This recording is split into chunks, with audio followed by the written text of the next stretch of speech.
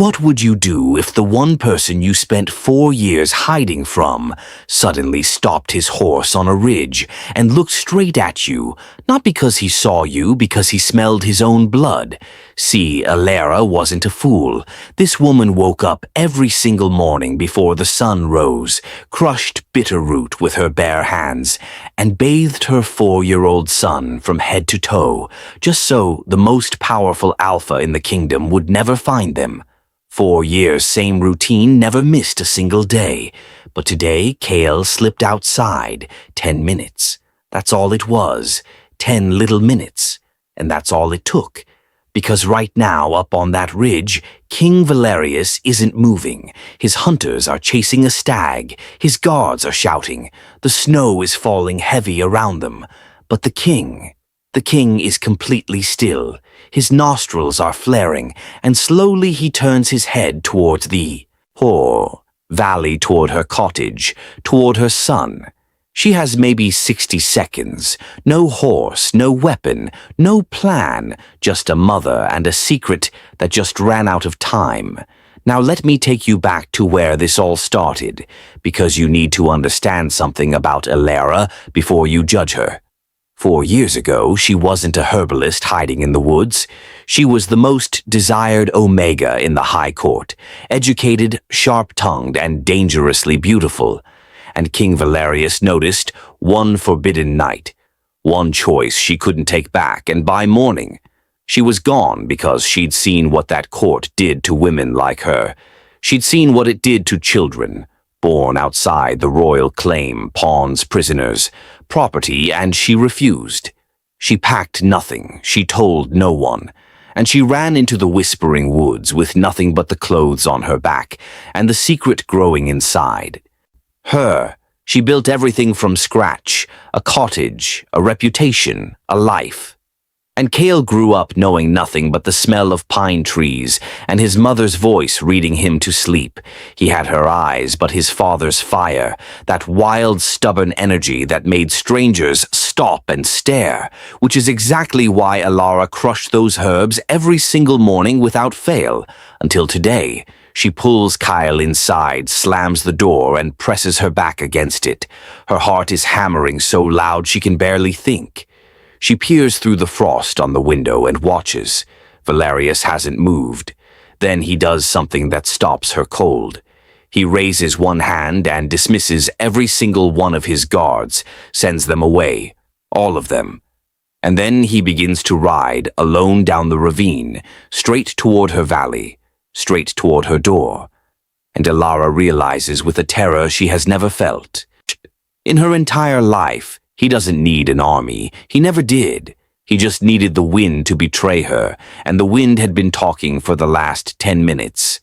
Now, before I tell you what happens when that knock comes, my wife told me nobody would subscribe to this channel. Hit that subscribe button right now. Help me win this bet. Drop a comment. Was Alara right to run, or did she make the biggest mistake of her life? Welcome back. If you are just joining us, you need to go back and watch Chapter 1 right now, because you are not ready for what is about to happen. Alara is standing with her back against the door. Kael is behind her on the floor, playing with wooden toys, completely unaware that his entire world is about to shift. She can hear the horse outside, the slow, heavy crunch of hooves in the snow, getting closer, closer. Then silence. The horse stopped and then came the knock. Not urgent, not angry. 3 slow, deliberate knocks, like he had all the time in the world. Because he did. She didn't move. She didn't breathe. She pressed her hand over Kale's mouth before he could make a sound. Then that voice came through the door, low and deep, like thunder rolling in from a distance. And it said just one word, Alara. Not a question, not a demand, just her name. Like he'd been saving it in his mouth for 4 years. She felt her knees go weak, because here is the thing about King Valerius that you need to understand. He wasn't cruel, he was certain. There is a difference. A cruel man would have broken the door down. A A certain man simply waits, because he already knows how the story ends.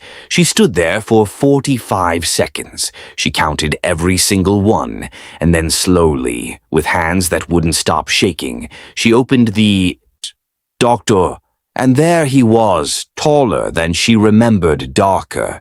The snow was still falling around him like the whole world was performing for this moment. His black horse stood 10 feet behind him, breathing steam into the frozen air. And Valerius, he wasn't looking at her. Not yet. His eyes had already found Kyle Little. Kyle still sitting on the floor, holding his wooden toy, looking up at this giant of a man in the doorway, with those big obsidian eyes, those eyes that looked exactly like his father's. The silence between them stretched so long it became its own kind of sound. And then Valerius said something so quiet, so raw, that Alara felt it in her chest like a physical blow. He said, "How old is he?" And Ilara's throat closed completely, because there was no version of that question that didn't break everything open. She lifted her chin. She looked him dead in the eye, and she lied. She said he belongs to no one. You know. And Valerius looked at her for a long, long moment. Then he looked back at Cole, and the corner of his mouth did something she had never seen on that face before. It trembled, just slightly. Just for 1 second, before he locked it back down behind that wall of royal composure, and he said, "Then you won't mind if I come inside?" It wasn't a question. It was never a question. Does he know? Does he already know everything? Stay with me, because Chapter 3 is where the truth stops hiding. Ilara made a mistake. Not the one you're thinking of. Not running. Not hiding. Not lying to a king's face. No, her mistake was much smaller than that. She forgot that Kale had never been taught to be afraid of strangers. So while she was standing at the door, calculating every possible escape route in her mind, some 4-year-old son walked right up to the king of the entire realm, looked up at him with those impossible eyes and said, "You're really big."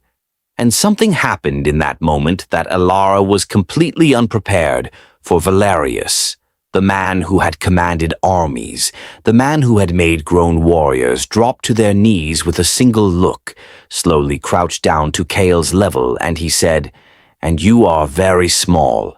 Kale giggled, actually giggled, and Ilara felt the ground shift beneath her feet, because in 4 years she had built an entire fortress inside her heart against this man, brick by brick, year by year, and in 30 seconds her 4-year-old had walked right through the front gate like it was nothing.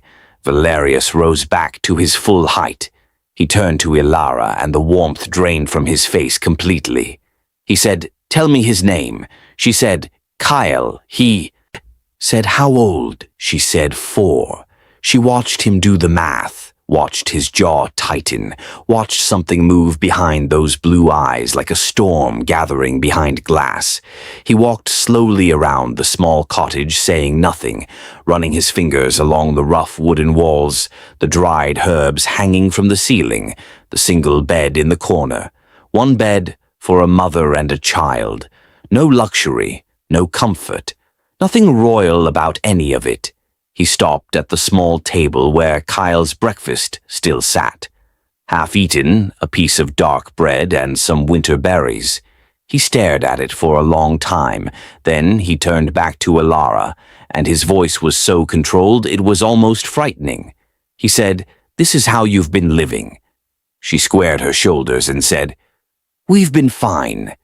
And he said, "That's not what I asked you." He crossed the room slowly until he was standing close, enough that she had to tilt her head back to look at him. And he said, "Ilara, I need you to tell me the truth. Right now, not because I am your king." He paused, "Because I am standing in a cottage in the middle of nowhere, looking at a boy who has my eyes, my jaw, and my scent underneath 4 layers of bitter root. And I need to hear you say it out loud." The room went completely silent. Even Kale seemed to feel the weight of the moment, because he stopped playing and looked between his mother and this giant man with wide, curious eyes. Ilara's chest was heaving. 4 years of running, 4 years of hiding, 4 years of doing everything right, all of it coming down to this one moment, this one sentence. She looked at her son, she looked at his father, and with the last of her strength she said, "His name is Kyle, he is 4 years old, and he has never needed anything." From you, Valerius didn't flinch. He just nodded slowly, like she'd finally confirmed something he'd known since he first caught the scent on the ridge. And then he said something that made her blood run completely cold. He said, "He will now." What does that mean? What is he about to do? Ilara had kept the secret for so long, it had become part of her body, like a scar you stop noticing until someone presses directly on it. And right now Valerius was pressing hard. He sat across from her at the small wooden table. Kyle had fallen asleep in the corner, wrapped in his blanket, completely unaware that the two people watching him were fighting a silent war with their eyes. Valerius spoke first. He said, "Tell me why. Just that. Tell me why." And Ilara had rehearsed this moment 1,000 times in her head over 4 years. She had prepared speeches, arguments, justifications, but sitting across from him now, with the snow tapping softly against the window and her sleeping son between them, all of that preparation dissolved, and what came out was the truth. The raw, ugly, terrified truth. She said, "Because I saw what your mother did to Lady Seraphine's child." The air in the room changed immediately. Valerius went very still. Seraphine had been a court omega who had also spent one night with the king 3 years before Ilara. Her child had been quietly taken at birth, declared illegitimate, sent to a distant province to be raised by strangers. Never acknowledged, never claimed, and Seraphine herself had been quietly married off to a minor lord she'd never met, gone in a month like she never existed. Ilara said I was not going to be Seraphine. I was not going to watch my child be erased. I was not going to be packaged and shipped off to some man who didn't want me just to keep your court comfortable. Her voice cracked on that last word, but she held his gaze. She refused to look away. Valerius was quiet for so long, the silence became unbearable. Then he said, "That was my mother's decision, not mine." Ilara almost laughed. She said, "You were the king. You could have stopped it." And she watched something she had never expected to see move across his face. Shame, real genuine shame. He looked down at the table. He said, "I know 2 words, that's all." But they hit Ilara somewhere deep because she had spent 4 years building this man into a monster in her mind, giving herself a villain to run from. And monsters don't look ashamed. Monsters don't crouch down to meet little boys at eye level. Monsters don't say "I know" in a voice that quiet. She hated that. She hated him for making it complicated, because complicated was dangerous. Complicated made you stay, and staying was the one thing Ilara had promised herself she would never do. She opened her mouth to say something, anything to rebuild the wall between them. But before she could speak, there was a sound outside, the thunder of hooves, many of them and a horn. The royal guard had found them. The walls are closing in, and Ilara is out of time, out of lies and out of road. The royal guard flooded the valley like a tide, 12 riders in silver armor, their horses churning the snow into chaos. Their captain's voice rang out sharp and official across the cold air. "Your Majesty, the search party has located you. We ride for the capital immediately." Ilara felt the world collapse, because that word immediately meant they were taking him. And if they were taking him, they were taking Kale, too. She spun toward Valerius with everything she had, every wall, every defense, every carefully constructed argument she'd built over 4 years came rushing out at once. She said, "You are not taking my son. You are not walking out of this cottage with my child, like he is a piece of property you just remembered, you owned." Her voice was shaking, but her eyes were not. Valerius looked at her. Then he looked at the guards outside. Then he looked at Kyle, who had woken up at the noise and was now standing in the corner, watching everything with wide, frightened eyes. And for just a moment, just one unguarded moment, something broke open in Valerius's face because he was looking at his son, standing in a cold cottage in the middle of nowhere, in patched clothing with bare feet on a stone floor, and he was counting. Kyle was 4 years old, which meant this child, had been alive for 4 years, 4 winters, 4 summers, 4 years of first words and first steps and first laughs.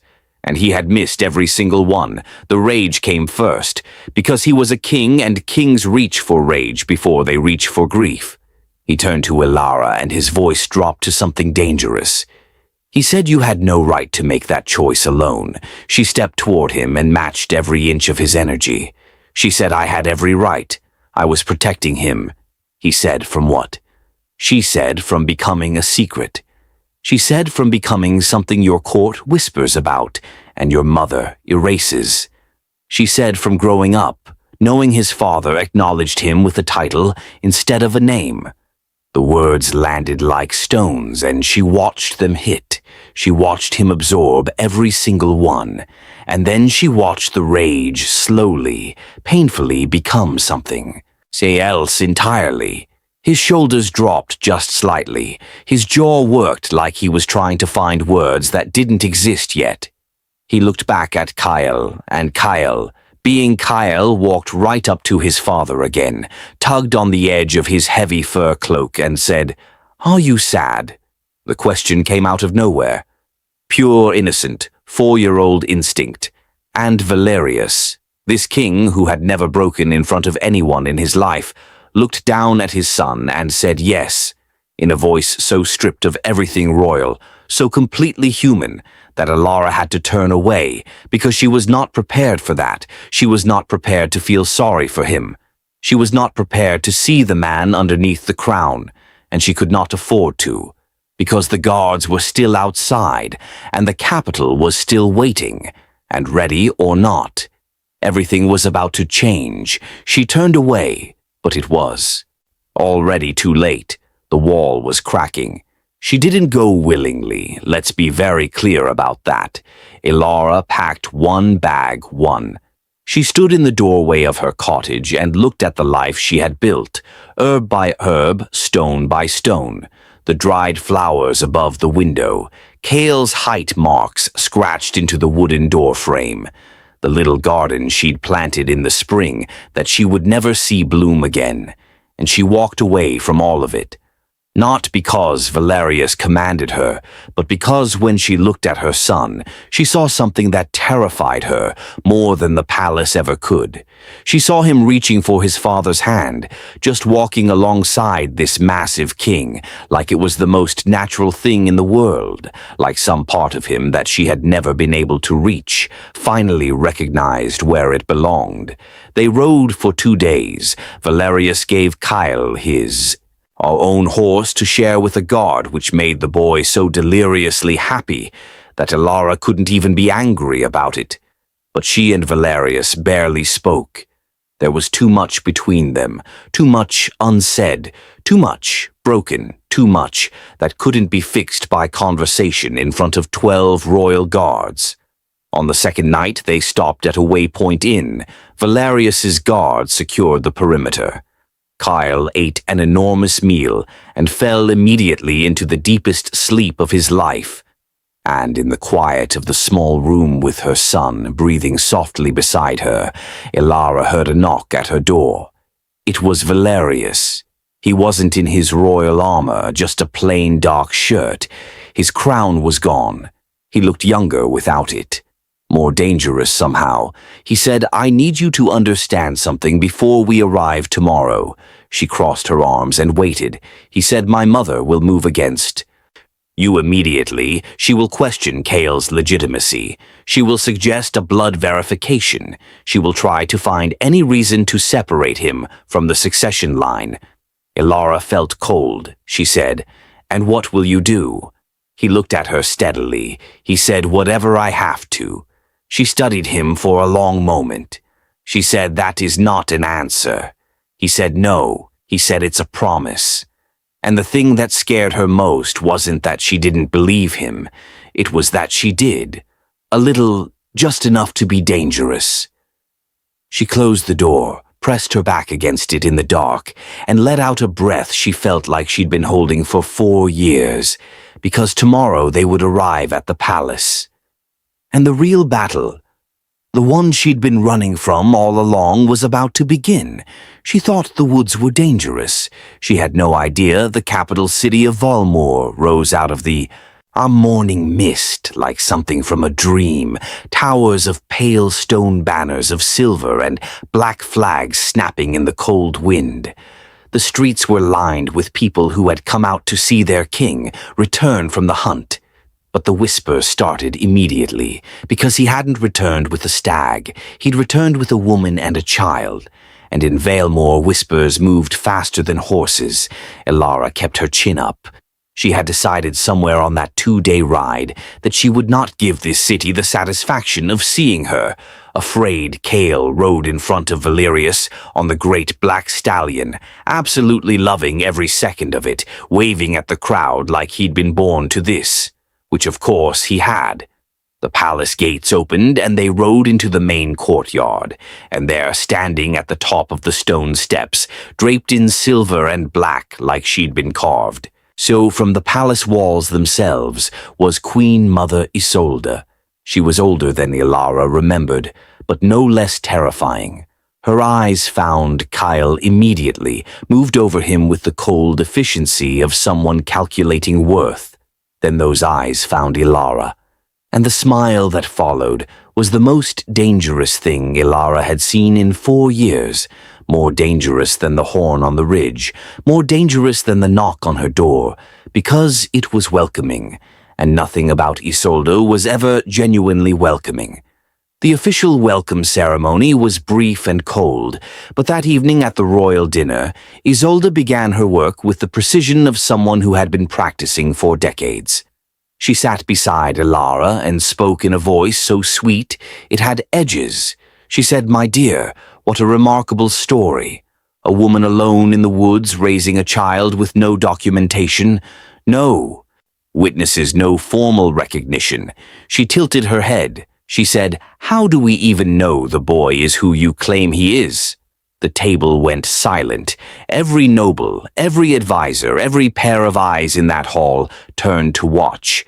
Ilara felt the trap close around her like a physical thing. She opened her mouth, but Valerius spoke first. His voice came from the head of the table, quiet and absolute. He said, "Because I know my own blood. Mother," he said, "and I suggest you remember who sits at the head of this table before you continue." Isolde smiled again. She said, "Of course, my son." She said I meant no offense, but her eyes, when they found Ilara's, again said something completely different. They said, "This is only the beginning, and this is my kingdom, and you are going to have to fight for every single inch of it."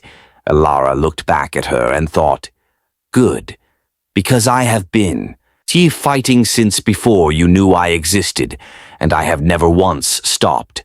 Ilara is ready to fight, but what Isolde does next is something nobody sees coming. 3 days in the palace, and Ilara had already learned its rhythms, learned which hallways the Queen Mother used in the morning, learned which servants reported back to Isolde, learned which nobles smiled to her face and whispered behind her back. She had survived the Whispering Woods. She could survive this. Kale, on the other hand, was thriving. It was almost offensive how quickly he adapted. He had 3 personal servants who followed him everywhere, which he thought was hilarious. He had a room larger than Ilara's entire cottage, and he had Valerius who appeared every single morning without fail, sometimes for an hour, sometimes longer, teaching Kale things, how to hold a sword, how to read a map, How to sit at a table like a prince, Elara watched from doorways, told herself she was monitoring the situation, told herself she was making sure Kyle was safe. She wasn't doing anything else.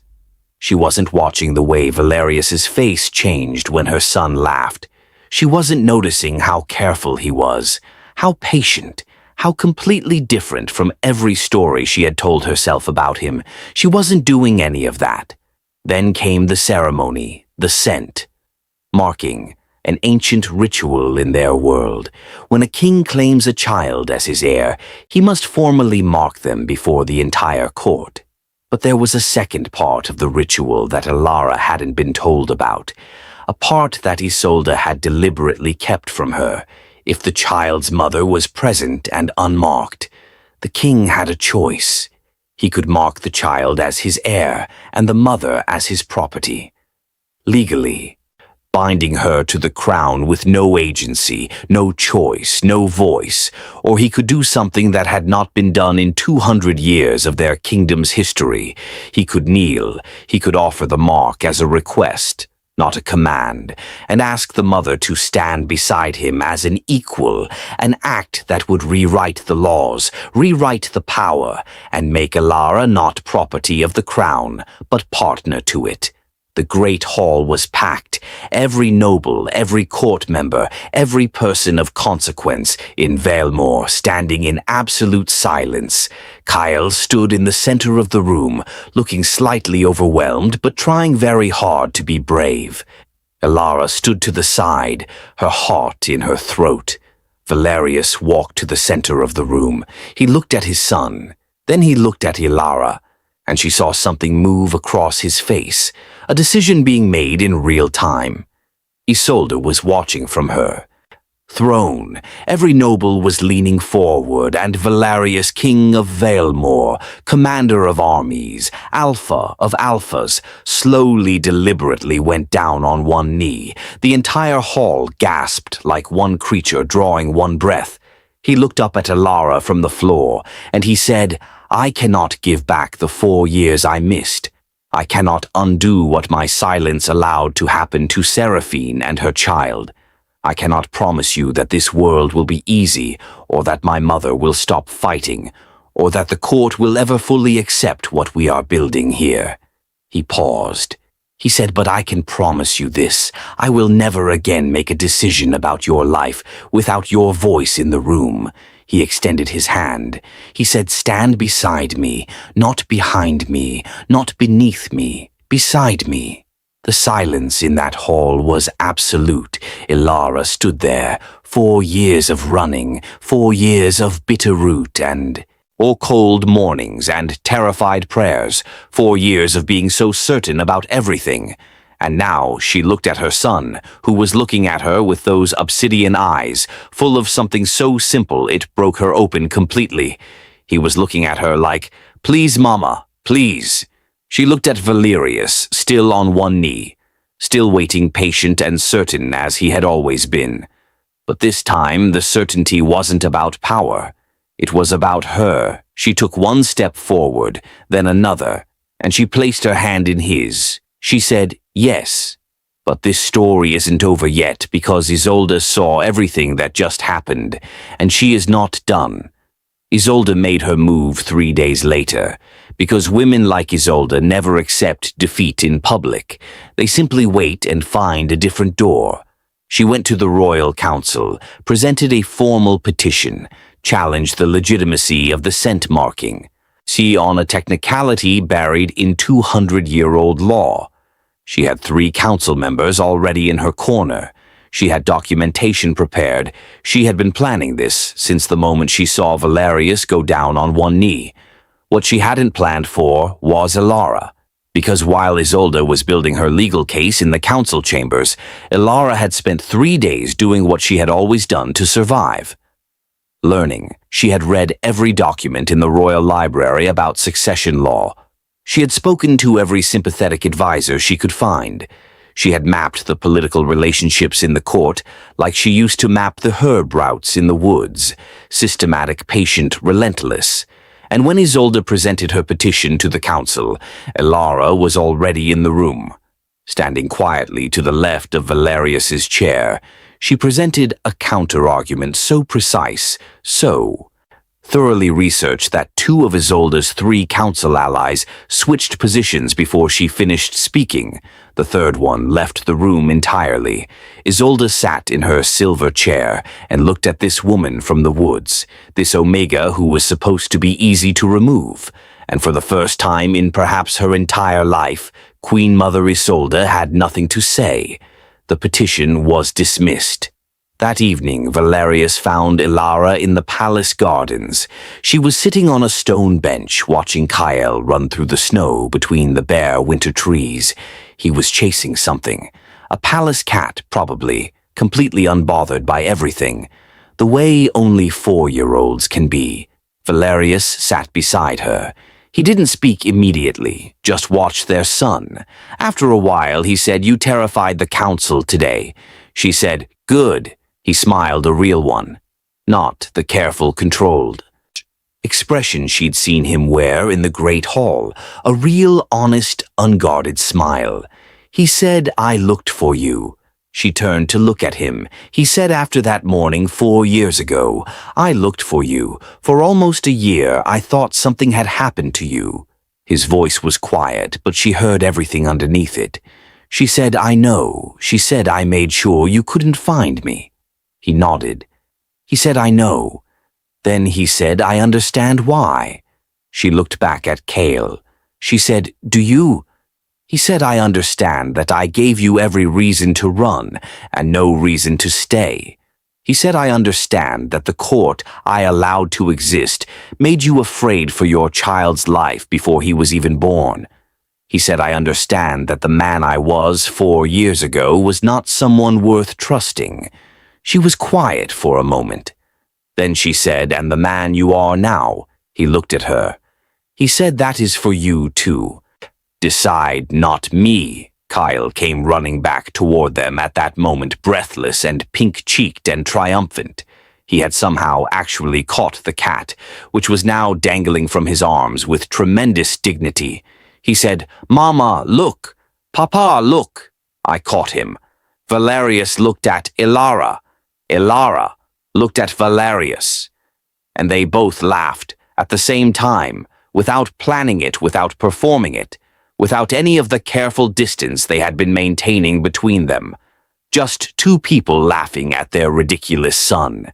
And in that laugh, something finished healing. Something that had been broken. The morning she ran, something she hadn't even admitted to herself, was still hurting. That evening, as the palace lights came on, one by one across the courtyard, and Kale fell asleep between them on the bench, wrapped in Valerius's fur cloak, his little chest rising and high-falling in the cold night air, his face completely peaceful, completely safe. Elara sat in the warmth of something she had almost convinced herself she didn't deserve home.